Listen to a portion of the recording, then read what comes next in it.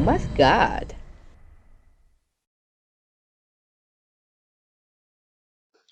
Hello guys, welcome to today's video in which we're going to be solving subtraction of algebraic expressions. So in this case, we're going to be doing the subtraction of two binomials. So one binomial minus another binomial. We're going to be taking a look at the steps.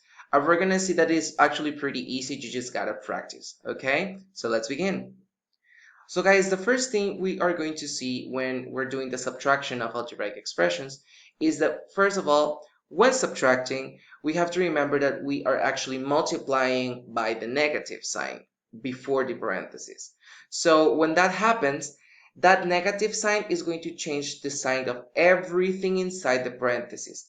So when the things of the parentheses, or the numbers, or the terms come out, they're all going to come out with the opposite sign because we were multiplying them by negative. That is the same as subtraction, okay?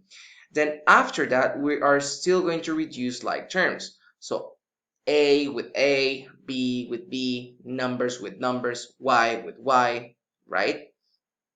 And we're gonna be still using the rule of the signs, right? Whenever we need to. So without further ado, let's try solving today's problem. So as you can see, today's problem is a subtraction of a binomial minus another binomial, right? Because we have two terms. So the first one is 24.9m minus 10. And we're going to subtract 19.9m plus 50, right? So what we're going to do is that the negative is going to change the sign of everything inside the parentheses. So it's going to be minus 24.9m minus 10.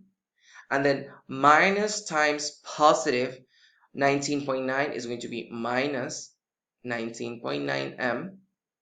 And minus times plus 50 is going to be minus 50. Okay? And after that, the second step is reducing the like terms. So in this case, we have plus 24.9m minus 19.9m. So they are both like terms because they both have m. So we just have to subtract. So 24.9 minus 19.9 is going to be 5. And positive because the highest one is 24. So positive 5 and m. Right? And then we're gonna see that we have minus 10 minus 50. They're both numbers, so they can too be combined. So minus 10 minus 50, because they have the same sign, we have to add them and put the negative sign. And that is pretty much it. So because we have 5m minus 60, and this is a number, and this one has a variable, we can no longer simplify it, and that is going to be our final answer. We cannot reduce it more, okay? And that is pretty much it for today, guys. So tomorrow we're going to be doing another problem of subtraction. So feel free to rewatch the video and try solving this problem on your own. Bye, everyone. Check out these other videos to improve your math skills, and make sure you click that subscribe button to make the community grow. Follow ohmathgad in its social media accounts, drop a like, a comment below, and see you on the next one. Bye!